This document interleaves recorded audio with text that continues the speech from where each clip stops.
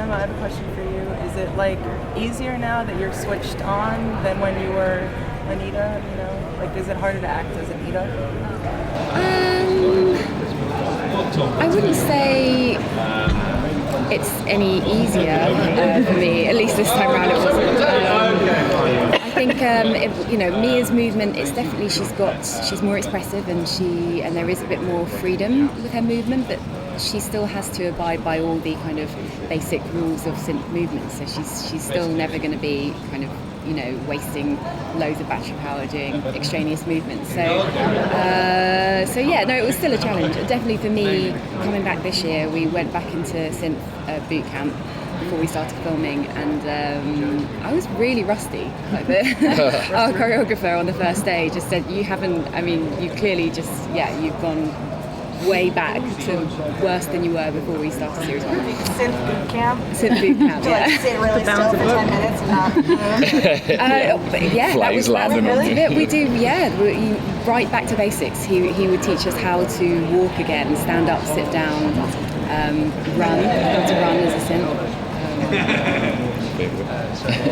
I'm so bad at running as a synth. Is it different from running like a human? Yes, it's very different from how I run as a human.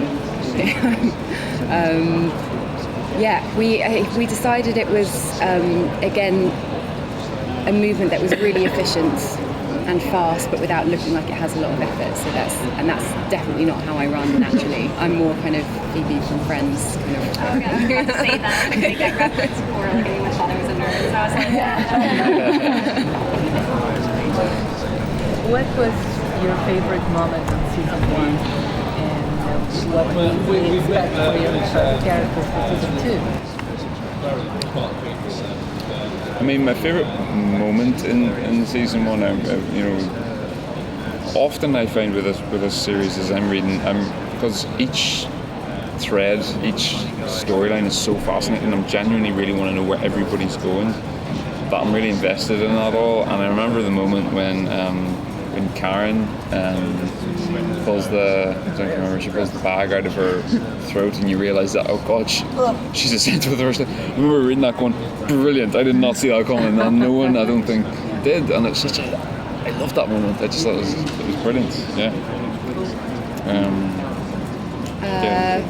For me in season 1, it was George's death with Odie, and when Odie kind of came to be with him, I found that so moving. I thought the performances of William, her, and Will Tudor were incredible. And when Odie says to Mary's waiting, she's just in the next room. I was in pieces, absolutely in pieces. Yeah, that was my favourite moment. And for season 2, what do you expect?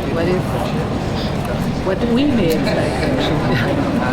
I mean, there's so much, as I've just discovered when I tried to answer that before, was that, like, I feel like I can't even brush the surface of what season 2 seems to span, other than that it spans what the sort of unquantifiable thing of relationships and what that is in every possible form and through every kind of turmoil it can go through, and I feel that you're seeing amidst all this, which is classed as a sci-fi kind of show, actually is based on a really strong kind of emotional relationship drama, I think, so I think relationships is the big thing. I don't know how to pin it down to a favourite moment, because there's too many, I think, this was. For me, season 2, as I agree with everything that Colin said, I feel the show goes deeper and darker in terms of exploring the themes that you've already seen explored a bit in season 1, but it goes even further than I could ever have imagined that they could have gone. I think it explores morality and how we learn right from wrong, how something that's newly conscious, how would that learn right from wrong, and the way something is treated or someone is treated, how that influences you and the way your outlook on the world. And I think those kind of ethical and moral questions are examined. sci-fi genre. Do you guys have any favorite sci-fi show or sci-fi movie that you just like love and it's like, oh yeah, I get to be in this universe because like what inspires you a bit? I just watch Stranger Things, binge watch that, and just I'm obsessed. Clearly, well, Is it good? It's a Yeah. funny premise. Yeah, it's brilliant. Yeah, well, I mean, it's the one everyone loves at the minute, isn't it? Because it just does what films like The Goonies did and all that. It just, soundtrack, and it does something. You look at the story itself is kind of one you've seen before, I guess, but the way it's been lovingly kind of like refurbished and told, and it's Every detail is just Give me that 80s nostalgia. yeah. Yeah. Maybe you want to go back and watch all those, again, So, yeah. Actually, speaking of that, since you guys said Stranger Things, do you want to like meet? Is there anybody here you want to meet? Like, because there are a lot of people, like a lot of stars that came. Like, is there anybody you're like, I have to meet them? You had one. I just completely lost my shit over there. Lucy Liu was leaving as I was coming in, and I just didn't know what to say other than I love you. And that's what I said. I had almost walked past, and then I blurted out of my mouth. I couldn't control myself. It was really, and then I just went bright red. I was very embarrassed. But yeah, she's amazing. She's just, I do love her. Is there anybody you want to meet at all, or is it? I'm quite keen to do a bit of exploring. I think around, the walk the floor as they call it. You're gonna kind of. I can get you a mask to wear though before you go down. Yeah. Is there a saga? Have they done, the comic book saga? Have they got anyone There's here from definitely that? they do have Do a. they? Yeah, and they're selling like collectibles. If you're interested in that, Okay. Oh, there might be a lion cat down there, like a big lion cat. that's Yeah. that, or they have a big like it's like a box set, I guess. But it's Okay. also exciting. Okay. If you're interested in anything, I'll find it pricey. But like, I mean, Oh, really? Yeah, if you're interested. I'll avoid that. So one of the things that's most intriguing about the show is kind of the idea of where consciousness begins to become a really like individual sentient being. And Leo is uniquely in that position of being kind of in the middle. Yeah. We get to kind of see that explored in season 2. Yeah, absolutely. That's a big thing for him. I think he's found his way. He's found his target, I think, and I think he's got a good grasp of how he has to get what he wants and how he can not only better his world, but kind of better the world for synths. Because I think he's felt for a long time that I guess humanity has wronged him, and now that he's seeing that on the global scale of humans again just treating synths like they're this or whatever, it's got to the point, I think, for him where when he sees a way of being able to change all that, he grabs onto it with both hands, and that leads him on a really spontaneous, dangerous, exciting journey, an emotional journey as well for him, which I think's new because he's never had the chance to properly get close to anyone that can give him what he needs. I think he's close to these guys. He's close to them, to his synth family, but he can't get all the things that being both a human and he's a cyborg. So he gets to experience, I think, things he's always longed for.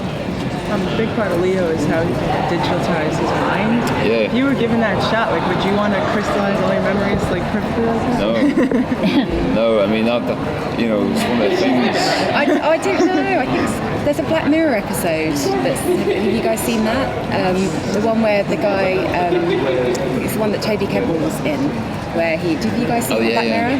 Do you know what one I'm talking about? Where he can rewind, almost like it's like your Skybox or your whatever box, like on your TV. He could just rewind and replay. I think it'd be kind of great for happy moments that you want to keep, but then there's always the element of, but what if it's the reality actually, when you watch it back, you start to notice and question things, and maybe it wasn't what it seemed at the time. And actually, no, I wouldn't want that. It'd be awful. I just taught myself out of that. It's also the fact that, like, because I think in that, in Black Mirror, he was in control of it. And I think the thing with Leo and the synths is that they're not. It's just there, and they can see it sometimes the way memory pops up in your head. But they're kind of seeing it in HD, 3D, kind of, everything in a whole new way. So, painful memories as well. Everything is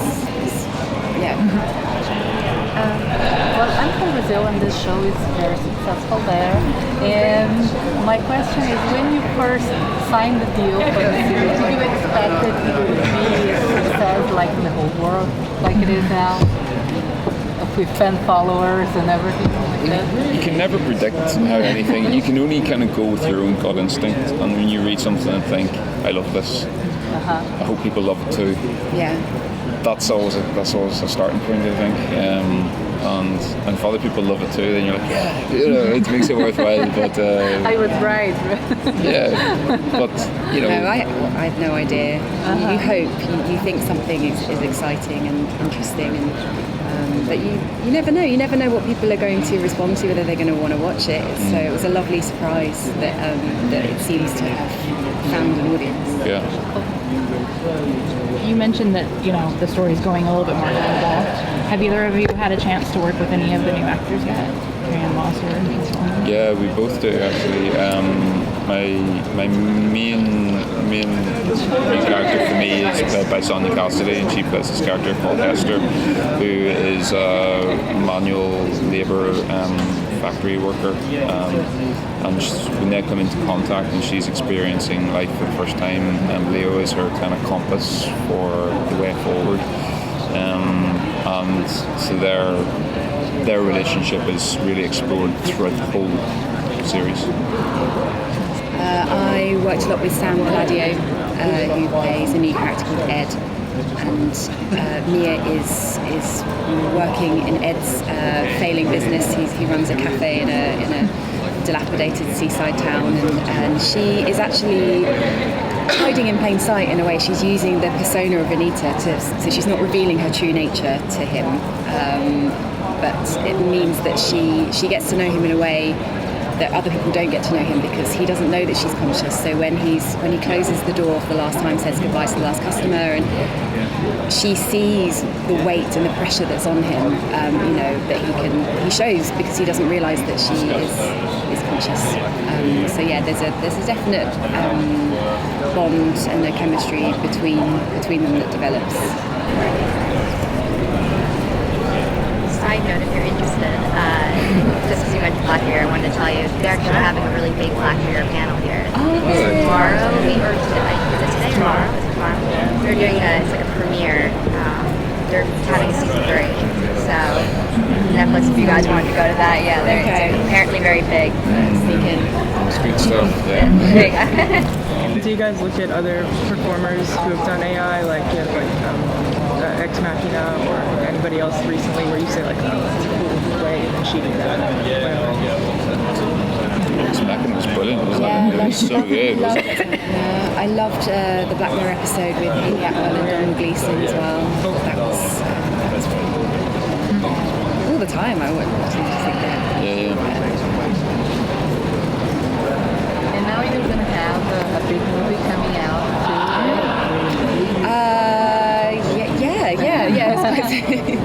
So how was it like to have your agenda with the series, the movie?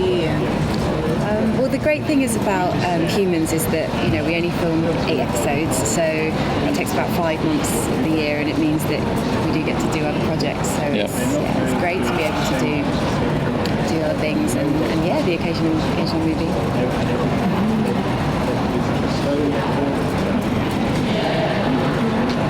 How is it jumping from like fantasy, like if you did Merlin for so many seasons, and then you're like just completely modern clothes, for example, or growing your hair out, like relaxing?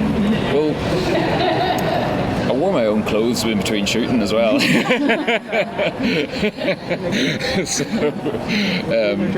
But yeah, it's one of those things where that was also 4 years ago as well. So it's one of those things where it's kind of it's part of the challenge, isn't it? Playing different people.